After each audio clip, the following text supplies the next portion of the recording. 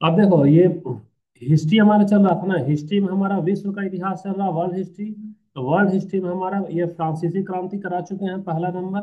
दूसरा नेपोलियन का उदय, ये भी हम लोग करा चुके हैं। और नेपोलियन का उदय में हम लोग नेपोलियन का उदय कैसे हुआ और नेपोलियन का पतन कैसे हुआ ये भी कराया है। फिर हम लोग देखते हैं कि मेटरनिक क्यों आता है। मेटरनिक क्या एक नेता है जो कि ऐसा प्रयास किया ताकि यूरोप में आने वाले समय में कोई भी क्रांति नहीं हो और कोई भी युद्ध नहीं रहे, कोई भी देश इतना ताकतवर नहीं रहे कि वह दूसरे पे हमला कर दे। तो वह सभी में क्या क्या फिर से एक वीना कांग्रेस का जो हुआ था समझौता, उसमें फ्रांस का क्षेत्र को छीन लिया गया, उसको कमजोर बनाया गया। और यह ऑस्ट्रिया से संबंध रखता था, इसलिए चुपके से क्या किया, ऑस्ट्रिया का क्षेत्र को ज्यादा दे दिया ताकि ऑस्ट्रिया थोड़ा मजबूत रहे। तो अब हम लोग देखते हैं ऑस्ट्रिया को ज्यादा क्षेत्र दिया था, असल में वह इटली और जर्मनी का ही क्षेत्र ऑस्ट्रिया को दे दिया था छीन कर। तो कैसे, अब सबसे पहले तो हम लोग इटली और जर्मनी में जानते हैं, पहले इटली का एकीकरण हुआ और जर्मनी का उसके बाद में 1 साल बाद एकीकरण हुआ। तो अभी हम हमारा अगला टॉपिक है इटली का एकीकरण। तो इटली का एकीकरण को अब हम लोग शुरू करते हैं। तो इटली का एकीकरण में सबसे पहले हम लोग मैप से आते हैं। मैप में पहले तो देखना होगा कि इटली है कहाँ और वो कैसा दिखता है। तो देखो, यहाँ पे कुछ स्क्रीन पे क्या आपको शेयर हो रहा है स्क्रीन पे? जी सर, मैप यस है। सर। अच्छा, तो ये मैप में ये बताओ कि ये किस देश का मैप है ये? ऑस्ट्रेलिया। ऑस्ट्रिया। ऑस्ट्रिया का? कोई और बताना।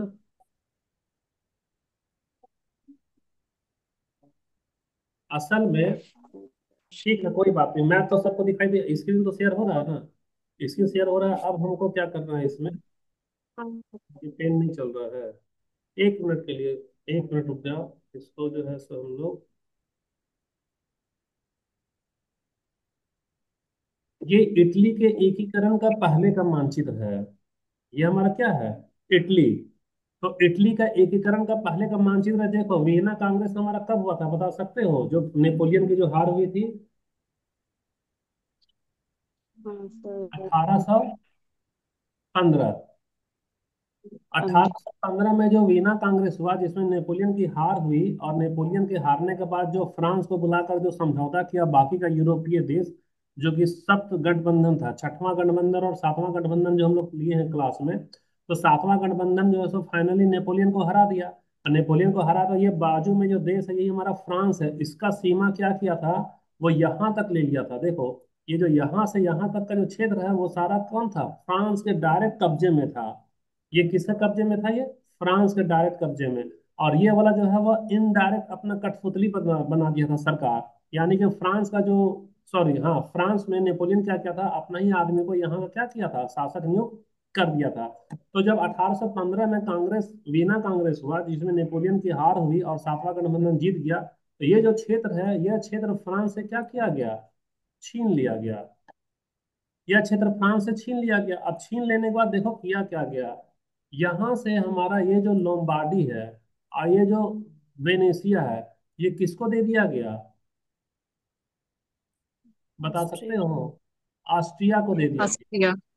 ये ऑस्ट्रिया को दे दिया गया। अच्छा, तुम लोग में से बहुत सारे जो अब्सेंट हो गए उसको समझ में नहीं आ रहा होगा, लेकिन जो प्रेजेंट है उसको मालूम है कि यहाँ पर एक लीडर था, उसका क्या नाम था, मेटरनिक। क्या नाम था? कैटरनिक। मेटरनिक। तो मेटरनिक ही वीना कांग्रेस में प्रमुख सूत्रधार था समझौता करवाने का। और वह किसका था, वह उसका संबंध डायरेक्ट ऑस्ट्रिया से था। तो वही फ्रांस से जीता गया क्षेत्र को वापस लिया और किसको दे दिया, ऑस्ट्रिया को ज्यादा दे दिया। तो ऑस्ट्रिया को ज्यादा दे दिया। तो देखो, ये जो पुराना जमाने में जब इटली का एकीकरण नहीं हुआ है, तो इटली जो है सो कई सारे प्रांत में विभाजित था, जिसमें से तुम्हारा ये लोम्बार्डी हो गया, ये वेनेसिया हो गया, पिडमांट है, परमा है, मॉडेना है, टस्कनी है, पेपल राज है, सिसिली है। ये सारा अलग अलग प्रांत में था। अब अलग अलग प्रांत में था और इस पे अलग अलग देश क्या किए, वीना कांग्रेस के बाद पे कब्जा कर लिए। कैसे कब्जा कर लिए? सबसे पहले ऑस्ट्रिया को तो लोम्बार्डी और वेनेसिया दे दिया गया। फ्रांस से ये वाला चीज छीन लिया गया। जो पेपल राज है, पेपल राज का मतलब हो गया तुम्हारा जो कैथोलिक चर्च है, कैथोलिक चर्च, डायरेक्ट चर्च का सत्ता के अधीन इसको किया गया, इस राज्य को, इसीलिए इसका नाम रखा गया क्या, पेपल राज। तो पेपल राज यहाँ तुम्हारा टस्कनी है, यहाँ तुम्हारा पेपल राज में आ गया। यहीं पे इसकी राजधानी क्या थी? रोम थी, जहाँ पे चर्च का कब्जा था। फिर तुम्हारा सिसिली है, नेपल्स है। तो ये हम लोग जो देख रहे हैं, ये मानचित्र, यह मानचित्र जो है, यह दिखा रहा है कि इटली एकीकरण के पहले किस तरह से विभाजित था। दूसरा, कि इस तरह से विभाजित तो हमारा बांग्लादेश भी है, नेपाल भी है, पाकिस्तान भी है, भारत भी है। तो क्यों भारत में एकीकरण नहीं हुआ जबकि इसका विखंडन हो गया? और किस वजह से इटली इतने प्रांत में विभाजित होने के बावजूद भी इसका एकीकरण हो गया? ये सवाल मन में आता है? रिस्पॉन्स करते जाना, तभी ना पता चलेगा कि तुम लोग सुन भी जी रहे हो। Sir. Yes sir, yes sir. देखो, इसको हम लोग बहुत अच्छे से समझते हैं। पहले तो इसको 20 से ऐसा बांट दो। तो 20 से ऐसा बांट दो तो इधर वाला क्षेत्र क्या होगा? हमारा पूरब। और ये इधर वाला क्या होगा? हमारा पश्चिम। पश्चिम। फिर इसको ऊपर से ऐसे नीचे करोगी तो ऊपर वाला हिस्सा क्या हो जाएगा? हमारा उत्तर। और इधर सर। वाला सर। दक्षिण हो गया। दक्षिण। दक्षिण। ठीक। और अब यहाँ से हम लोग देखते हैं कि ये फ्रांस जो सटा हुआ है, तो इधर से जो खाली खाली जो जगह ऐसा दिख रहा है ना, यहाँ पर बहुत बड़ा एक पर्वतमाला है। उस वो काफी फेमस है। वो जो पर्वत है उसका क्या नाम है, बता सकते हो? हिमालय। एल्प्स। आल्प्स। कौन सा पर्वत है? अल्पस हाँ। Alps Alps. आल्प्स पर्वत पर्वत है। तो आल्प्स पर्वत है, तो ये तो हमारा इस तरह से बड़ा बड़ा पर्वत हो गया। तो बड़ा बड़ा पर्वत हो गया, यानी कि इधर से जो लोग आना चाहेंगे वह नहीं आ सकते हैं। इधर से जो लोग आना चाहेंगे वह नहीं आ सकते हैं। अब देखना यहाँ से क्या हो रहा है तुम्हारा, कि यहाँ से ये वाला जो हिस्सा है, यहाँ से ये वाला हिस्सा में क्या है, बता सकते हो? समुद्र है। और ये वाला जो हिस्सा है, ये वाला हिस्सा में भी क्या है, बता सकते हो? समुद्र। समुद्र है। समुद्र है। इसका मतलब क्या हो रहा है? इसका मतलब ये हो रहा है कि यहाँ से आने का रास्ता तो हमारा पैक हो गया। यहाँ से लोग आ नहीं सकता है। जब आ नहीं सकता है तो जो लोग आए हैं, जिनकी जो भाषा है, जिनकी जो संस्कृति है, उनकी संस्कृति इसी के अंदर में सिमटती जा रही है, क्योंकि इधर भी हमारा क्या है? समुद्र है। और इधर भी हमारा क्या है? समुद्र है। तो यहाँ से समुद्र। जो लोग यहाँ गए, मान लो इनकी जो भाषा रही होगी, वही भाषा का विस्तार इधर हुआ, वही भाषा का विस्तार इधर हुआ, वही वाला भाषा का विस्तार इधर हुआ। जैसे जैसे जमीन इसको मिलता गया, लोग बसते गए। और लोग बसते बसते यहाँ तक गए, यहाँ तक गए, और यहाँ तक गए। अब देखो नक्शा में देखना, तो ये वाला हमारा कौन सा पार्ट कहलाएगा? उत्तर पार्ट। कौन सा? उत्तर। क्यों, कैसे उत्तर होगा? क्योंकि अगर भी हम लोग इसको नक्शा में मानचित्र बनाएंगे, तो ऐसे करके दो को क्रॉस करते हैं ना, ऐसा कर कर। तो ये जो क्रॉस करेंगे तो ये वाला हिस्सा हमारा क्या कहलाएगा? पूरब। पूरब। और ये वाला क्या पश्चिम। कहलाएगा हमारा? पश्चिम। ऊपर वाला क्या कहलाएगा? उत्तर। और ये उत्तर। वाला क्या कहलाएगा? दक्षिण। तो यानी कि अगर भी हम लोग उत्तर और दक्षिण में देखेंगे, तो इटली जो है सो दो भाग में विभाजित था। एक तो उत्तरी इटली और एक हमारा दक्षिणी इटली। अब बीच में क्या है, बता सकते हो? बीच में हमारा समुद्र है। तो समुद्र के नीचे वाला जो हिस्सा है, जैसे यहाँ लिखा है सार्डिनिया, तो पूछेगा सार्डिनिया किस प्रांत का, कौन सा प्रांत था, उत्तर की दक्षिण? तो क्या बोलोगे? दक्षिण। दक्षिण। और जो फ्रांस से जो प्रदेश छीन लिया गया 1815 में, और 1815 में जो लोम्बार्डी और जो वेनेशिया दिया गया ऑस्ट्रिया ऑस्ट्रिया को, वह तुम्हारा उत्तरी हिस्सा था कि दक्षिणी हिस्सा था? उत्तरी हिस्सा। हाँ, वो उत्तरी हिस्सा था। उसी तरह से अगर पूरब और पश्चिम में बांटेंगे, तो तुम्हारे पास जो आदमी आने लगे सबसे पहले किधर से आए? पश्चिम से आए, क्योंकि इधर से तो आल्प्स पर्वत है, इधर से तो वो आ नहीं सकते हैं। वह पश्चिम से आए तो पिडमांट में आए। पिडमांट के बाद में लोम्बार्डी वेनेशिया का आते आते वो किस दिशा में जा रहे हैं? पूरब की दिशा में जा रहे हैं। जैसे जैसे उनकी आबादी बढ़ते गई, वैसे वैसे पूरब की तरफ बढ़ते गए, और बढ़ते बढ़ते पूरब से वापस किधर आ रहे हैं? दक्षिण में आ रहे हैं। दक्षिण में क्या है हमारा? सिसली। तो देखो सिसली जो है, सिसली तुम्हारा दो दो दो में आ गया, बढ़ गया। एक तो सिसली हमारा किस में चला गया? उत्तर भाग, उत्तरी प्रांत सिसली। और नीचे वाला हमारा किस में चला गया? दक्षिणी प्रांत में सिसली। दक्षिण। अब इनकी भाषा और इनकी संस्कृति जो यहाँ पे है, वही हमारा यहाँ पे भी है। कोई बता सकता है कि इनकी भाषा और संस्कृति में जरा भी बदलाव नहीं हुआ? जैसे अगर हम लोग भारत का नक्शा देखेंगे, तो भारत में देखते हैं ना कि यहाँ कश्मीर की भाषा अलग है, एमपी की भाषा अलग है, और यहाँ पे बंगाली की भाषा अलग है। तो भारत में अलग अलग संस्कृति है और अलग अलग भाषा है, लेकिन क्या कारण है कि इटली में भले एकीकरण अभी नहीं हुआ है, इतना सारा प्रांत में बटा है, लेकिन जो भाषा यहाँ का बॉर्डर में है वही भाषा इस बॉर्डर में है, वही पेपल राज्य में है, वही सिसिली में है, और वही तुम्हारा सार्डिनिया में। क्योंकि यहाँ से लोग यहाँ तक जब जगह पैक हो गया ना, तो नाव से आए तो देखें यहाँ भी एक टापू है। तो टापू, तो वापस से ये लोग अपना जनसंख्या बढ़ने के कारण वापस से कहाँ बस गए, यहाँ बस गए। तो यहाँ की भी भाषा एक टापू है, इसका नाम सार्डिनिया, लेकिन इसकी वही भाषा और वही संस्कृति थी जो कि यहाँ की भाषा और यहाँ की संस्कृति थी, उसका नाम था इटालियन भाषा। तो सिर्फ एक सवाल का जवाब दो कि भारत में अलग अलग प्रांत में अलग अलग भाषा होती गई, उसका आविष्कार अलग अलग होता गया, लेकिन इटली एकीकरण के पहले अलग अलग प्रांत में बटा था, तो क्यों नहीं अलग अलग प्रांत का अलग अलग भाषा हुआ और अलग अलग उसका संस्कृति हुआ, ये बताओ, कोई बता सकती है? सर ऐसा हो सकता है कि वहाँ का संस्कृति और वहाँ का रिलीजन्स कभी बदला ही ना हो। हाँ, ये तो सही बोली हो, ये तो सही बोली हो पार्वती, कि वहाँ का हाँ, जैसे संस्कृति। हम लोग का भारत में तो जैसे राज्य बटे हैं तो हम लोग का कल्चर अलग है, रिलीजन्स अलग है, तो उस तरह से जो हम लोग मनाते हैं पर्व त्योहार वो भी अलग है, इसीलिए डिफरेंट है सर हमारे भारत में। तुम्हारा पॉइंट एकदम सही है, तुम्हारा पॉइंट एकदम सही है कि भारत में तो बदलाव हुआ लेकिन इटली में बदलाव नहीं हुआ, इसी वजह से वो क्या रह गया, उसके भाषा और संस्कृति रह गई। सिर्फ ये कोशिश करो बताने का कि ऐसे कौन से कारण थे जिनकी वजह से इटली में भाषा का और संस्कृति का बदलाव संभव नहीं हो पाया, एक जो भाषा थी जो संस्कृति वही का वही तमाम जगह रह गया। सिर्फ ये बताओ कारण इसका। सर वहाँ का धार्मिक व्यवस्था हो सकता है। वो तो सही था, देखो इसका आंसर हम दे देते हैं, सही जा रही हो पार्वती तुम। असल में देखो यहाँ पे हमारा क्या है, पहाड़ है, आल्प्स पर्वत।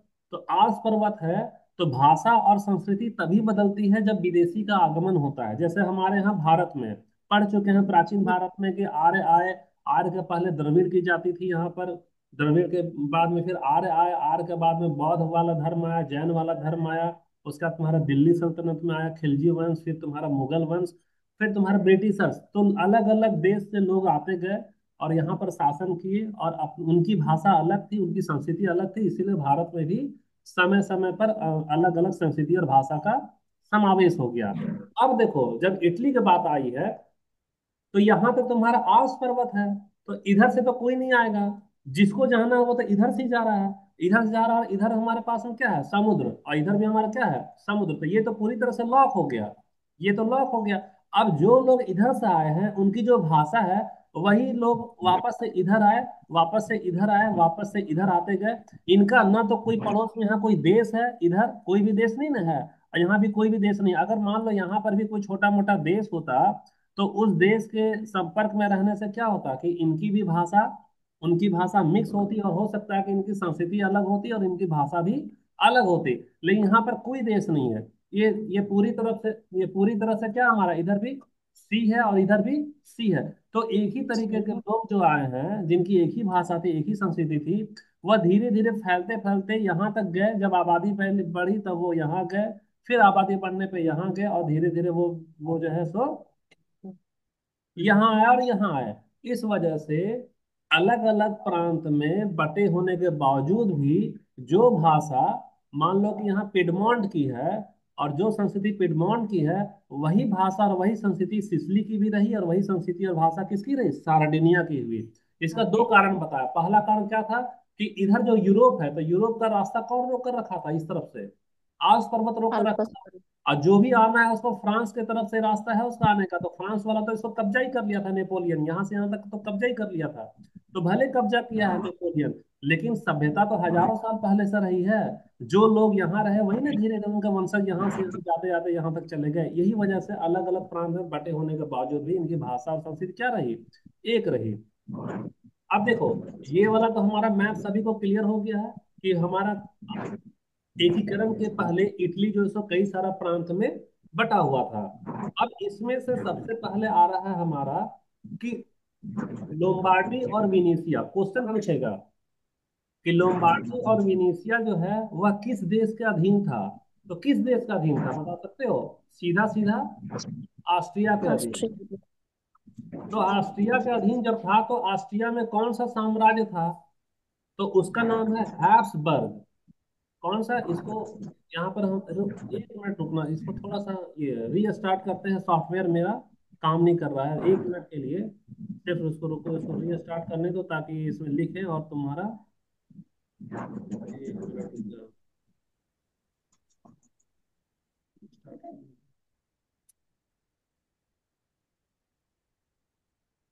हाँ, तो जब तक रीस्टार्ट हो रहा है तब तक हम लोग ये करते हैं। संतोष, मैथ वाला क्लास का जो लिंक है वो भेजेंगे 5 बजे लिंक भेजेंगे शाम वाला में। सुबह वाला में ऑफलाइन ही लेंगे मैथ का क्लास, और शाम ठीक है वाला, सर। हाँ शाम वाला में ऑनलाइन में भेजेंगे। तो शाम वाला तुम करना और ऑफलाइन वाला सुबह का ऑफलाइन रख रहे हैं मैथ का। ठीक है।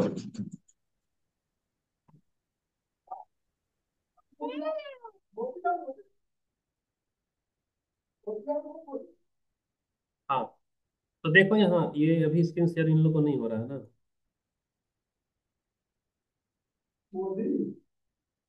आप तो स्क्रीन शेयर हो रहा है ना?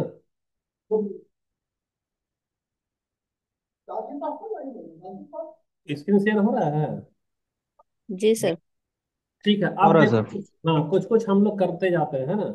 यहाँ से एकीकरण के पहले की स्थिति हम लोग देख रहे हैं, तो एकीकरण, इसको, जाओ बेटा उधर जाओ, जाओ पापा पास जाओ, जाओ मम्मी पास जाओ, जाओ मम्मी पास जाओ। इंदू को बोलिए ना आकर ले जाएगी, डिस्टर्ब हो रहा है। उसको बोलिए ले जाएगी। हाँ, देखो अब यहाँ पे सबसे पहले एकीकरण के पहले की स्थिति देख रहे हो, तो हमारा 1815 में किसका, कौन सा हमारा हुआ था? वीना कांग्रेस। कौन सा हुआ था? वीना बिहार कांग्रेस। कांग्रेस। तो वीना कांग्रेस में नेपोलियन को हराने के बाद में समझौता हुआ। समझौता हुआ तो ये वाला जो क्षेत्र है ये सारा का सारा किसमें था? फ्रांस के अधीन था। तो फ्रांस को छीन लिया। फ्रांस से छीन लिया तो कहाँ कहाँ किसको किसको बांटा वो देखो। तो किसको किसको बांटा सबसे पहले? एक, सबसे पहले लोम्बार्ड, नहीं बेटा वैसे नहीं करते हैं, जाओ मम्मी पास जाओ ना, मम्मी पास। एक मिनट, अरे इसको,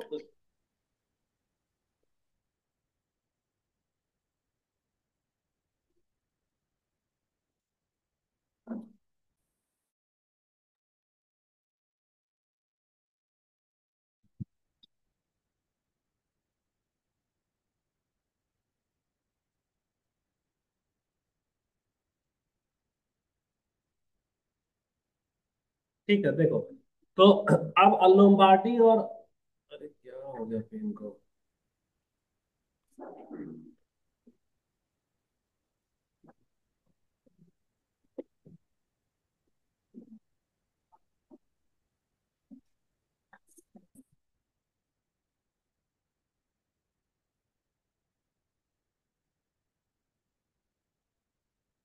ठीक है, ये पेन नहीं चल रहा है, कोई दिक्कत हुआ होगा शायद। अब देखो लोम्बार्डी और वेनेसिया, तो ये किसके अधीन आ गया? ऑस्ट्रिया के अधीन आ गया। और ऑस्ट्रिया के जब अधीन आया है तो इसकी राजधानी कहाँ पर है? तो लोम्बार्डी की जो राजधानी है उसका नाम लिख लेना, ये है मिलान। क्या है यहाँ पे? मिलान इसकी राजधानी है।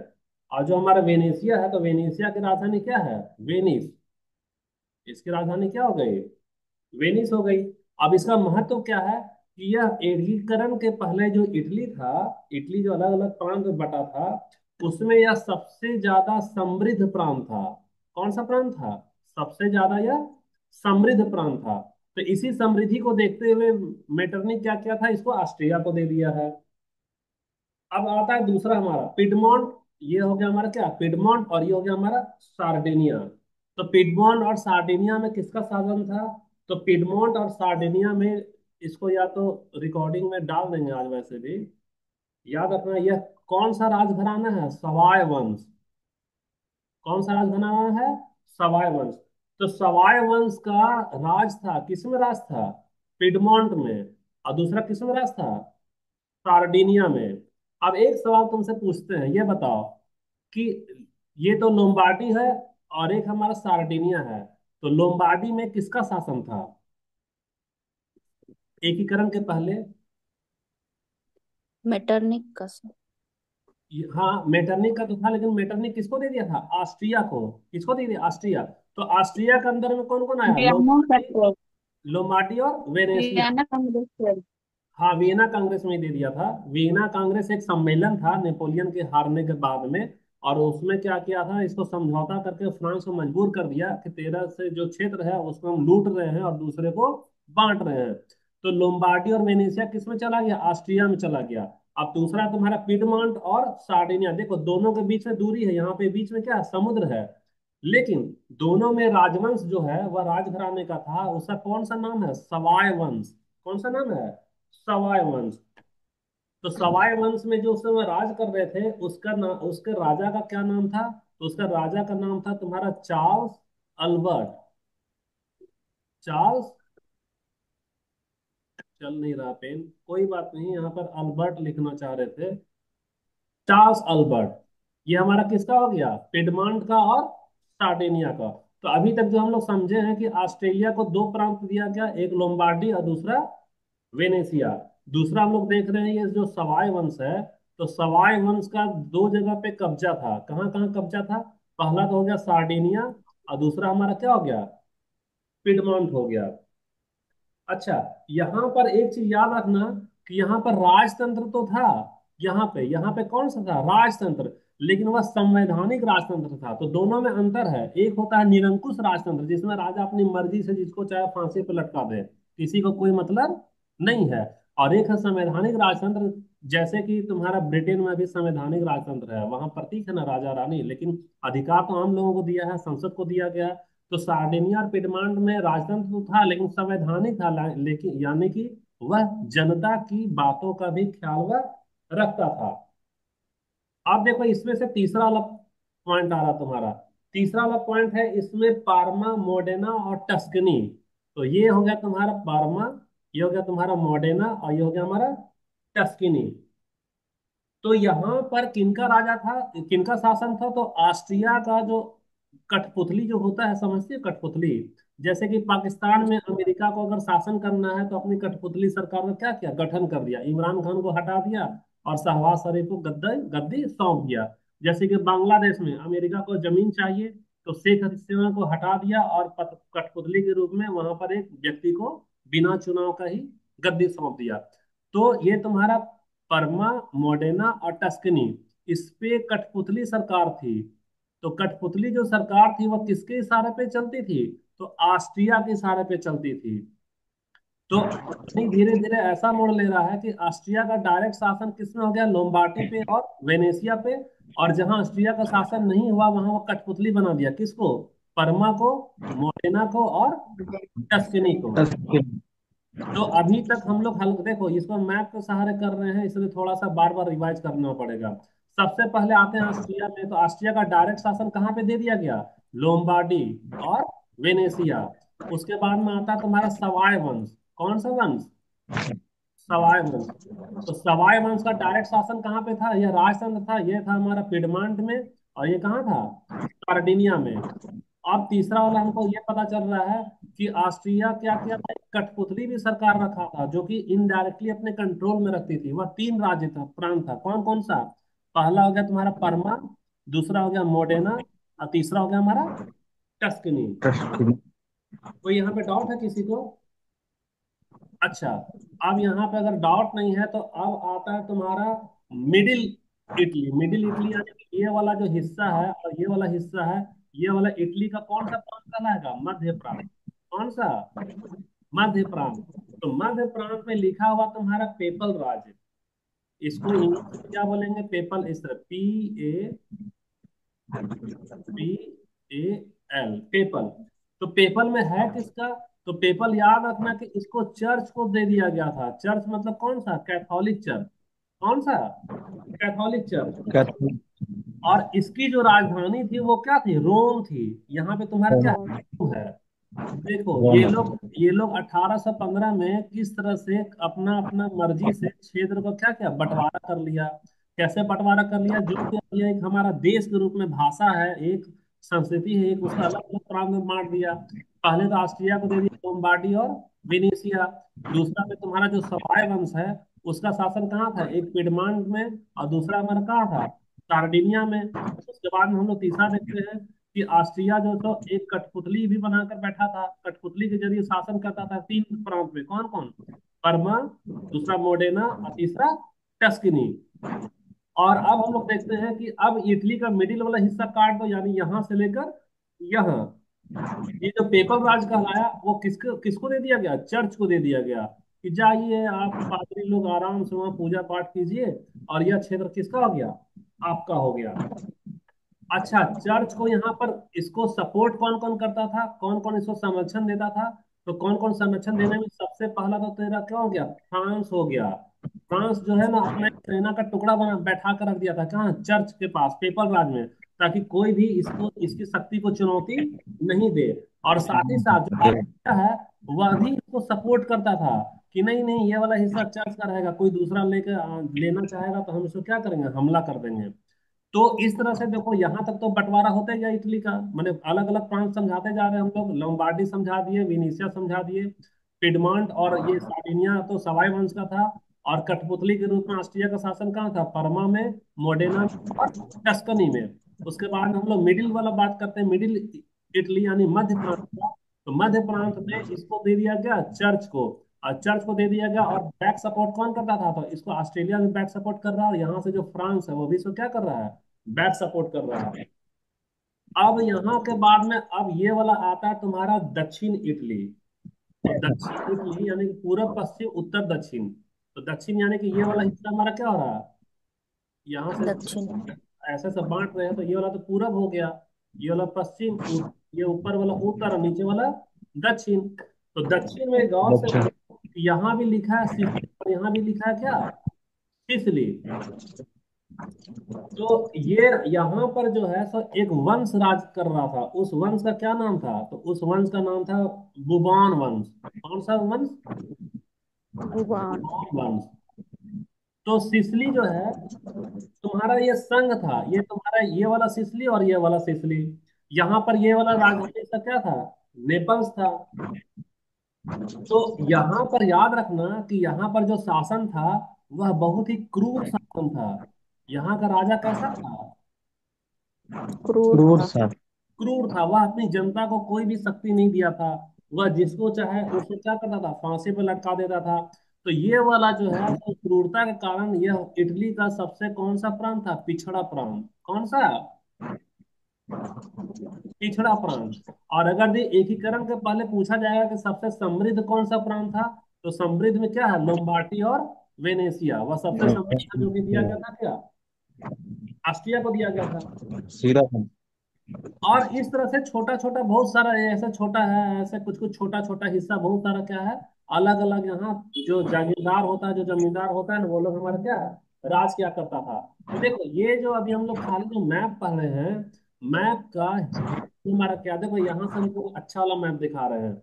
ये इटली एकीकरण के पहले, एकीकरण के पहले क्या है, इटली। यहां से गौर से देखोगे तो ये हमारा क्या, फ्रांस है, ये हमारा क्या, फ्रांस।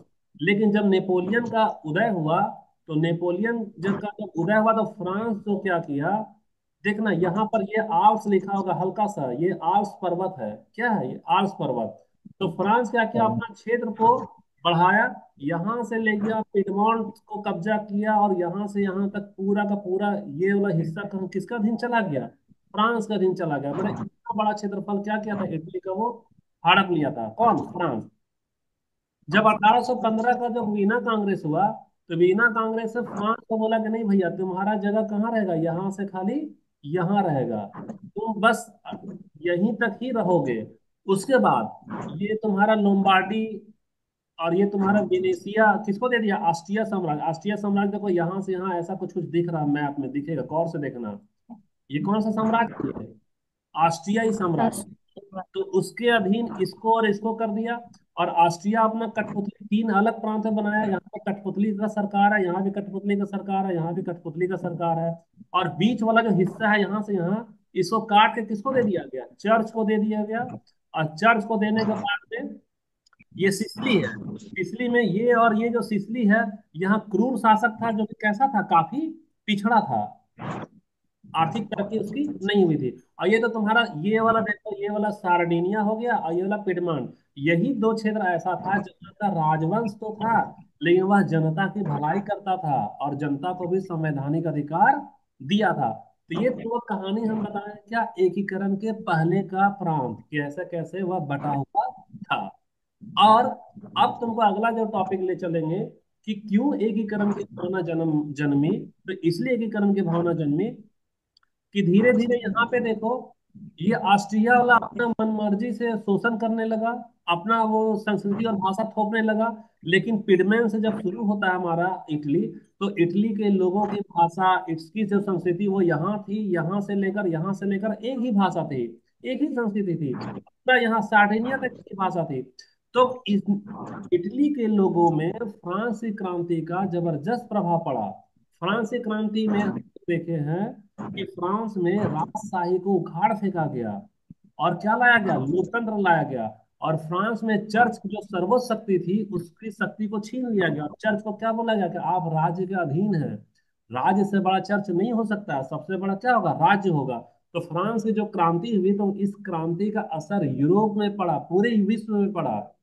और इटली के लोगों में राष्ट्रवाद की भावना आई। कैसे आई, क्योंकि नेपोलियन जैसे जैसे इटली के प्रांत में कब्जा चलाता गया, वैसे वैसे अनजाने में वह इटली में राष्ट्रवाद को बढ़ाता गया। क्यों, क्योंकि वह बोलता था कि जैसे हमारी एक भाषा है वैसी तुम्हारी भी एक भाषा है।